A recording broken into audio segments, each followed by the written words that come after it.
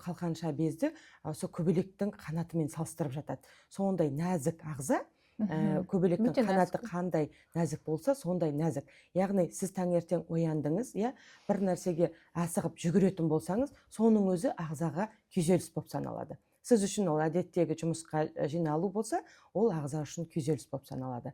Яғни сіз жүгіріп бара жатырсыз, мүмкін аялдамаға, автобусқа кешігіп, біз уже қалқанша безге күштемені түсірдік.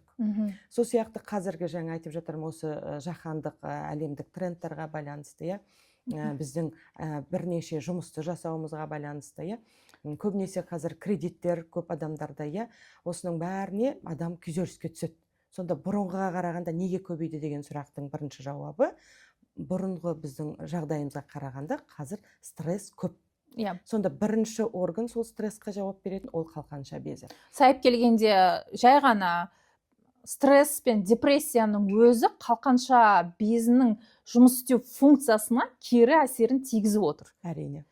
Оған қоса біздің тамақтануымыз, яғни бүгінгі таңда жаңа өзіңіз айтып кеттіңіз, жаңа тез дайындалатын тағамдар, одан қалды бізде газды сусындар, қазіргі жастардың арасында өте белең алып бара жатқан, атын айтпай ақ қояйын, бірақ жаңағы әлгі тәтті сусындардың өздері функцияны, яғни мына нәзік ағзаның жұмысын тежеп отыр.